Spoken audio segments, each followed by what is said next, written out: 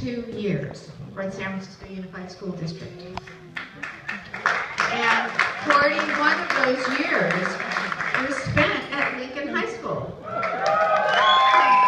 1965 to 2006. And now a little bit about Betty. She was born in Hawaii. And after graduating from Maryknoll High School there, she attended Chaminade College to complete her liberal arts education. She spent 2 years there with a President's Scholarship, and then she moved on to the University of Hawaii, and she spent the next 3 years there, completing a Bachelor of Business Administration in Management, and she followed with her 5th year in Business Education. In 1964, she moved to San Francisco to join her Hawaii friends in the grand adventure of spreading their wings. Her first step was to secure a California teaching credential. And she received the California State General Secondary Life Teaching Credential. And that gave her many privileges and many responsibilities. And she secured a position with San Francisco Unified School District. Now, she was truly ready at that point to take flight. And we were so fortunate that she quickly found the Lincoln Hilltop from which she would soar. Quietly and confidently, she contributed to our Lincoln community each year and each day of her entire career. She's a very humble person with a generous and open heart. She offered kindness and support to all, both the students she dealt with every day and her colleagues, the faculty. Everyone had her warm smile and help. She understood the importance of teaching her students lifelong and life-sustaining skills. During her tenure, she taught 28 subject titles. Math, business English, accounting, banking and credit, financial planning, introductory computers, computer programs, computer graphics, internet use. She was our go-to person for technology. And finally, she taught modern world history. She taught in 20 different classrooms. So just imagine, even in a long career, that means she changed either her situation regarding subject matter or location every year or two. She was truly a principal's dream. She never hesitated to participate in change. She kept up with her evolving assignments and the latest technology from San Francisco. She took courses at San Francisco State, to Stanford, to Heald College, and many of the junior colleges in between. Betty worked with a smile, determination, and exemplary effort to provide her students, and very often to provide our faculty, with her very best teaching. And she also provided ongoing support whenever it was needed, particularly in the area of technology. I always enjoyed working with Betty. She would bring her, in the library, she would bring her classes, her modern world classes up to do her research activities and current events, which she opened every class with. I also served with Betty for years on the faculty social committee. And whenever we needed something that was computer generated, lists, invitations, announcements, or place cards, Betty would have them ready for us. And very often, before we even had time to ask her for them. She was equally supportive of her students. She co-sponsored the Chinese Club and the Academy of Finance Club. And with all of this, we still need to add a few more qualities because this is an amazing woman. She was extremely reliable and collaborative, which were amazing assets as she worked through several WASC accreditation reports and studies. She also served as acting or co-department chair for the business department and the practical arts departments. And finally, she served as the department chair for the social studies department. Betty's private or public personal achievements include her marriage to her dear husband, Prospero, and Betty was a devoted wife and mother. I don't know how she found time, but she had 3 wonderful children. One of her sons is with us tonight. And Betty feels, of course, this is Betty, she feels great gratitude for the unending moral support that her family gave her through her entire career, especially to her husband. At one point, Betty worked on achieving her real estate license so that she could assist her husband with his business. And he would always say to her, remember, you're a salesman too. You're selling ideas. So it is very appropriate as we celebrate Lincoln's 75th anniversary that we recognize someone who worked so tirelessly and generously with all of her heart, contributing to the success of her students and to our Lincoln family, and to the school's reputation, of course. So with that, I give you Betty Asenberg.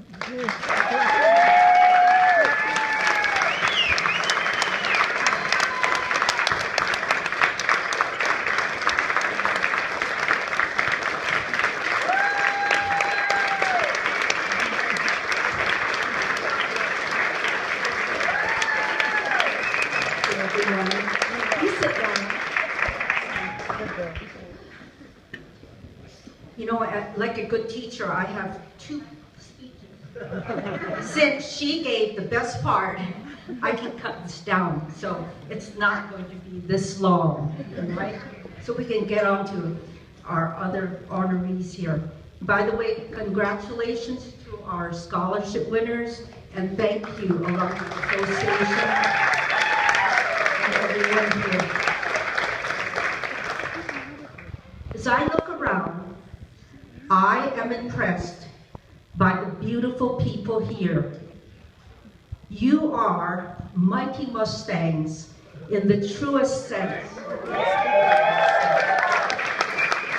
You took your few years, your experiences, your lessons, your fun, your achievements. You took all of that and you worked hard, you built on that foundation, and you became the successes that are here today. In the name of all your teachers, I salute and commend all of you. And I include our graduating scholarship winners too. You are on the way to being really mighty. Yeah.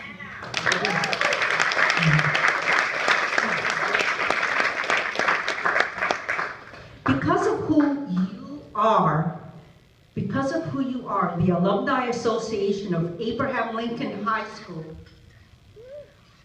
I especially appreciate this honor. It comes 50 years after I first started teaching at Lincoln in 1965, and 9 years after my retirement in 2006. That sounds pretty old, I know, to some people here. Retired Superintendent Gwen Chan reminded me that she and Bob Lustelot were familiar with significant parts of my work. Well, Gwen couldn't be here tonight, and Bob Lustelot, God bless him, is no longer with us. He was my department chairman for quite a stretch for the Business and Practical Arts Department. So let me fill in a little bit beyond what Kathy told you about me. During my 42 years in the school district, 41 of them at Lincoln, I had more than 15 principals, including Gwen Chan. There was a long stretch when we kept having so many different principals. We joked the teachers were running the school, and hey, we're the best kept secret in San Francisco. With my general secondary certificate from the state of California, I was licensed to teach, quote, in the secondary schools, any subject on which my principal and I agreed. Thus, I taught 28 subject titles in more than 20 rooms, and that was in Lincoln High School alone, and I also taught 11 years of summer school elsewhere. And I made 42,000 classroom presentations to 7,500 students.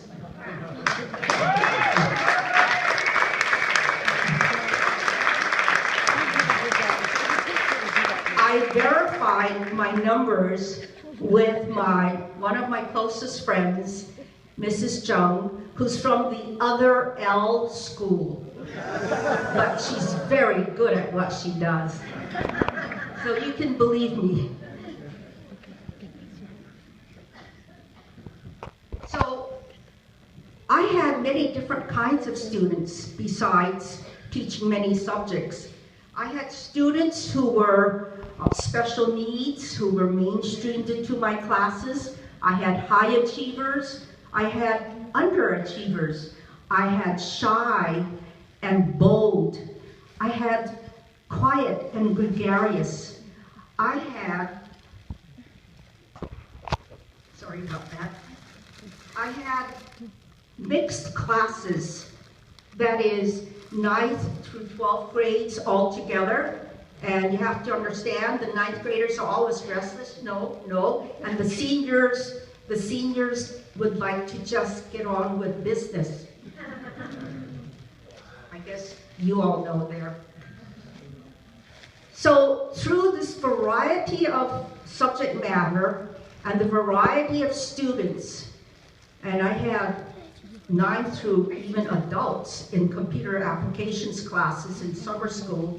With this variety, I began to realize that no matter what my subject, I had a common motivation, and that was my main task was to teach my students how to learn, how to build on whatever successes they had, how to work with even their failures, how to learn from their mistakes, how to recognize progress and feed on their successes, and always never give up on yourself. Now in the 1980s, one of our special programs we adopted around 1986, 1987, was the Academy of Finance. This program had originated in New York City. Many people do not realize, do not know that this came from New York through the collaboration of master teacher Phyllis Frankfurt and corporate leader Stanford Weil. What we did was to train our students, prepare our students for summer internships in the financial district. So we took our students to the financial district to visit some of our sponsors, the Federal Reserve Bank, Bank of America, Wells Fargo, Hibernia Bank, Merrill Lynch, Pacific Stock Exchange, among others. We trained them to speak in public. We forced them. We practiced interviews. We taught them how to write resumes. Every Friday was dress up for business day. And you know, some of our students in the first day would come up very worried and they would say, I don't have the right kind of shoes. I only have what I'm wearing. So we gave them several weeks to build up their wardrobe. And then we would get into debates as to what was dressy enough and what kind of shirt they would wear and whether they should have a tie. And we required all of that just on Fridays. And we took off points if they didn't follow through.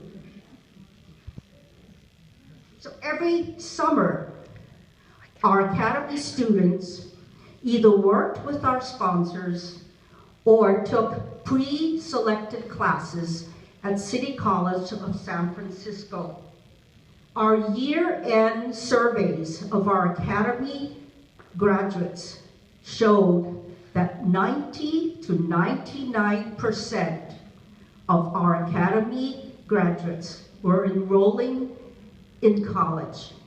Some of them were students, were college students for the first time out of their families, and others had never realized that they were college material until they had gone through our program and we had proven them otherwise.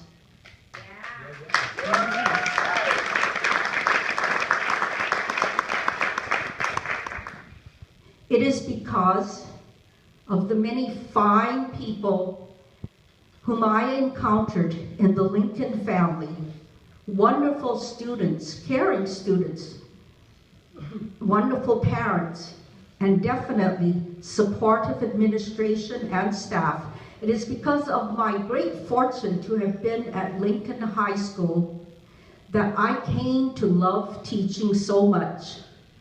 On a good day, I would say to myself, there is no better job.